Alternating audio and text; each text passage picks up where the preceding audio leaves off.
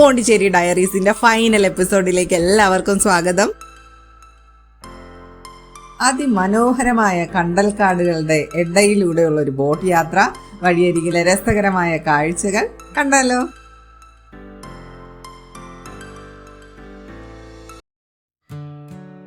നല്ല ഉച്ചയൂണൊക്കെ കഴിഞ്ഞിട്ട് ഞങ്ങളിപ്പോൾ വന്നിരിക്കുന്നത് പോണ്ടിച്ചേരിയിൽ നമ്മൾ വന്നു കഴിഞ്ഞാൽ മിസ്സാക്കാൻ പാടില്ലാത്ത ഒരു കാര്യമുണ്ട്. അത് എക്സ്പീരിയൻസ് ചെയ്യാനായിട്ടാണ്. അതാണ് മാൻഗ്രൂവ് ഫോറസ്റ്റ് ബോട്ടിംഗ്, അതായത് കണ്ടൽക്കാടിൻ്റെ ഇടയിലൂടെയുള്ള ഒരു ബോട്ട് യാത്ര. ഇവിടെ പലതരത്തിലുള്ള ആക്ടിവിറ്റീസ് നമുക്ക് ചെയ്യാൻ പറ്റും. ഞങ്ങൾ സെലക്ട് ചെയ്തത് 500 rupees per person വരുന്ന ബോട്ടിംഗ് ആണ്.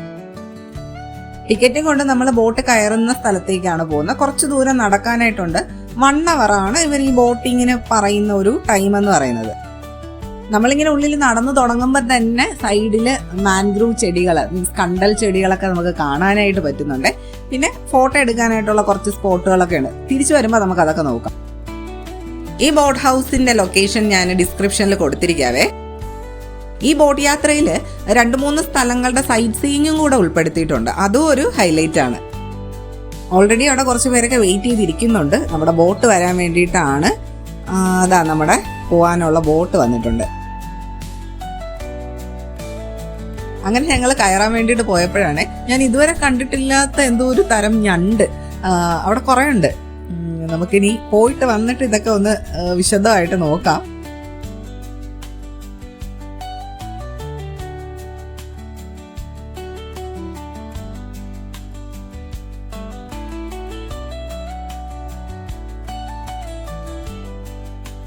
അങ്ങനെ ബോട്ടിൽ എല്ലാവരും കയറി ബോട്ടിൻ്റെ ഒരു ഇന്ധനമൊക്കെ നിറച്ച് എല്ലാം സെറ്റ് ചെയ്തിട്ട് നമ്മൾ യാത്ര പുറപ്പെടുകയാണ്.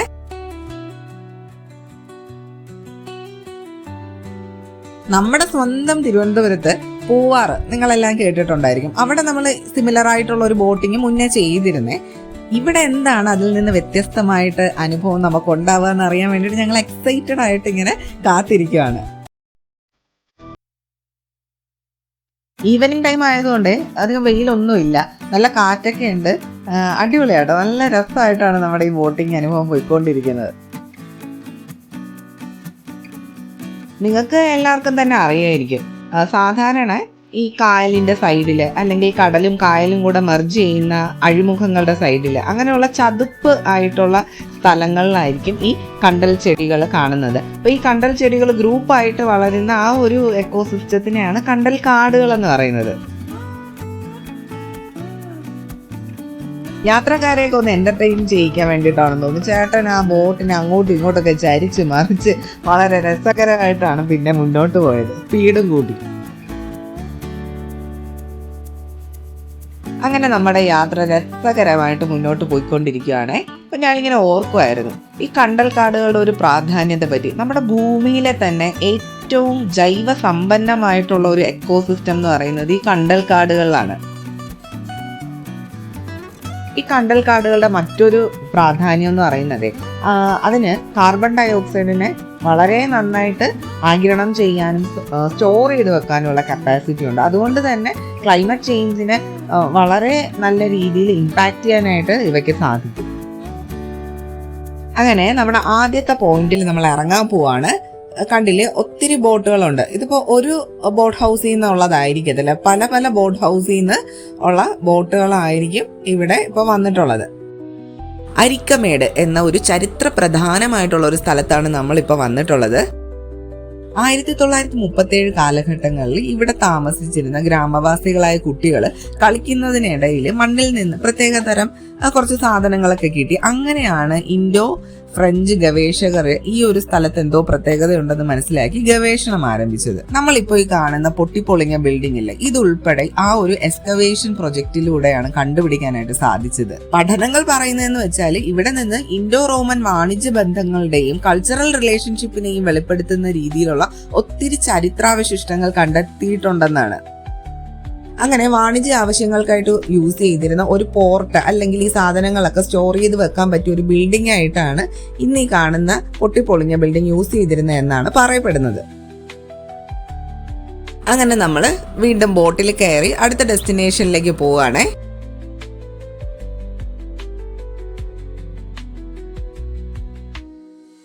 നമ്മുടെ ഇടതുവശത്തായിട്ട് ഒത്തിരി ബോട്ടുകൾ ഇങ്ങനെ നിർത്തിയിട്ടിട്ടില്ലേ, ഇതാണ് പോണ്ടിച്ചേരിയുടെ മേജർ ഫിഷിംഗ് ഹബ്ബായിട്ടുള്ള തേങ്കൈത്തിട്ട് ഫിഷിംഗ് ഹാർബർ.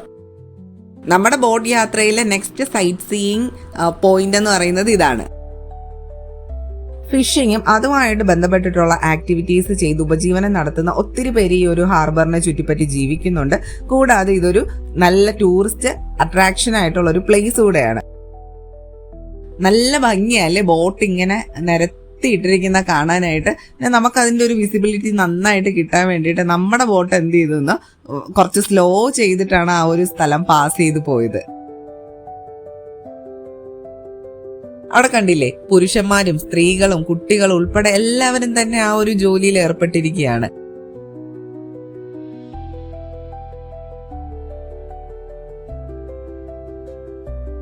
അങ്ങനെ കായലിൽ നിന്ന് സ്റ്റാർട്ട് ചെയ്ത നമ്മുടെ ബോട്ട് യാത്ര ഇപ്പോൾ വന്നെത്തിയിരിക്കുന്നത് കായലും കടലും കൂടെ മെർജ് ചെയ്യുന്ന അഴിമുഖത്തിന്റെ ഏരിയയിലാണ്. ഇവിടെ നിൽക്കുമ്പോൾ നമുക്ക് റോക്ക് ബീച്ചൊക്കെ വിസിബിൾ ആവും. കായലിലുള്ള വെള്ളവും കടലിലുള്ള വെള്ളവും ബ്ലൂ കളറും ഗ്രീൻ കളറും അങ്ങനെ ഒരു വ്യത്യാസത്തിൽ നമുക്ക് തിരിച്ചറിയാൻ പറ്റുന്നുണ്ട്.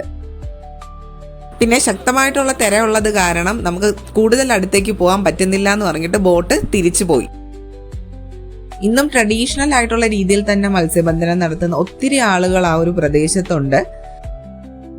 ഞാൻ ഓർക്കുമായിരുന്നേ, നമ്മുടെ കർഷകരും ഇതുപോലത്തെ മത്സ്യബന്ധന തൊഴിലാളികളും ഒക്കെയാണ് ശരിക്കും പ്രകൃതിയിൽ ഉണ്ടാകുന്ന എല്ലാ ചേഞ്ചസും ഡയറക്റ്റ് ആയിട്ട് ഇമ്പാക്ട് ചെയ്യുന്നത് അവരുടെ ജോലിയെയും അവരുടെ ജീവിതത്തെയും ഒക്കെ തന്നെയാണ്. അപ്പം അങ്ങനെയുള്ള ആളുകൾക്ക് വേണം നമ്മുടെ ഗവൺമെന്റും നമ്മുടെ സംവിധാനങ്ങളും ഒക്കെ നല്ല ജീവിത നിലവാരം ഒരുക്കി കൊടുക്കേണ്ടത്, അല്ലേ? എനിക്കങ്ങനെ തോന്നാറുണ്ട് എപ്പോഴും.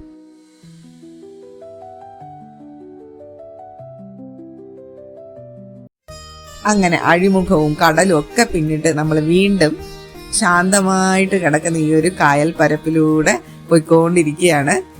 The mangrove man of India എന്നറിയപ്പെടുന്ന കല്ലേൻ പൊക്കുടനെ ഈ യാത്രയുടെ ഇടയിൽ ഓർക്കാതിരിക്കാൻ നമുക്ക് പറ്റില്ലല്ലോ. ഒരുപാട് വൈവിധ്യമാർന്ന ജലജീവികളും പക്ഷികളും ഒക്കെ താമസിക്കുന്ന ഒരു സ്ഥലമാണ് നമ്മുടെ ഈ കണ്ടൽക്കാടുകൾ എന്ന് പറയുന്നത്. ധാരാളം ഓക്സിജൻ പുറത്തുവിടാനും പ്രകൃതി ദുരന്തങ്ങളെ ചെറുത്ത് നിൽക്കാനുമുള്ള കഴിവ് നമ്മുടെ ഈ കണ്ടൽക്കാടുകൾക്കുണ്ട്. ഈ യാത്ര ശരിക്കും ഞങ്ങൾക്ക് ഒത്തിരി ഇഷ്ടപ്പെട്ടു. ഇത് മിസ്സായി പോയിരുന്നെങ്കിൽ ഒരു നഷ്ടം തന്നെയായിരുന്നേനെ. പോണ്ടിച്ചേരി വരുമ്പോൾ നിങ്ങൾ ഇത് ഉറപ്പായിട്ടും ട്രൈ ചെയ്ത് നോക്കണേ.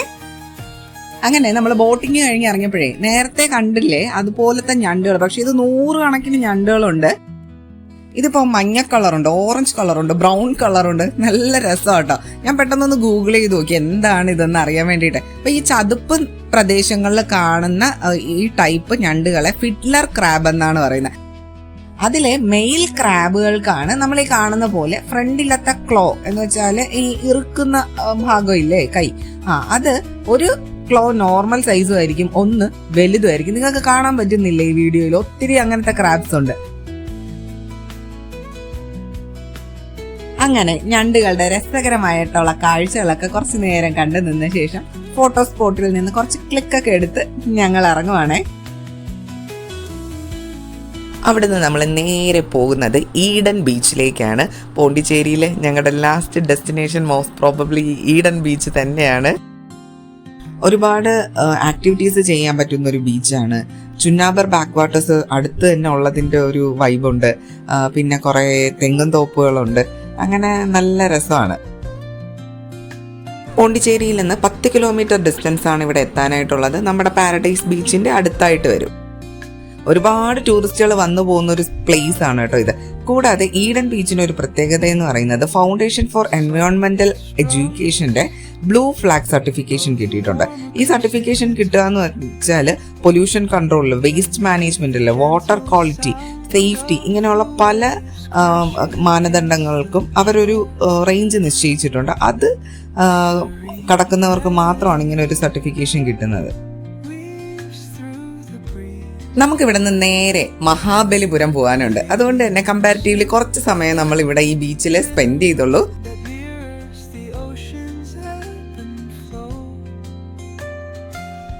ഓൾമോസ്റ്റ് 100 കിലോമീറ്റർ ഡ്രൈവ് ചെയ്ത് നമ്മൾ മഹാബലിപുരം എത്തിയിരിക്കുകയാണ്. സമയം 9:30 കഴിഞ്ഞു.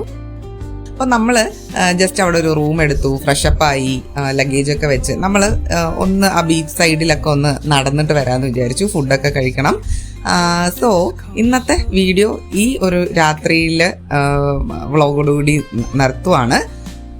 നാളെ മഹാബലിപുരത്തിൻ്റെ പകൽ കാഴ്ചകളും ഇവിടുത്തെ അമേസിങ് ആയിട്ടുള്ള കാഴ്ചകൾ നിങ്ങൾക്ക് ഞാൻ കൊണ്ടുവരുന്നതാണ്.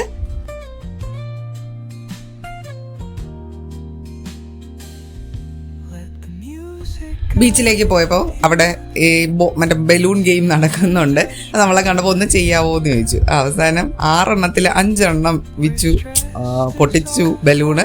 അങ്ങനെ ഒരു കുഞ്ഞൊരു ഹാർട്ട് നമുക്ക് കിട്ടി, ഒരു റെഡ്. ശരി, അപ്പോൾ ബാക്കി വിശേഷങ്ങൾ അടുത്ത വീഡിയോയിൽ കാണാം. ബൈ.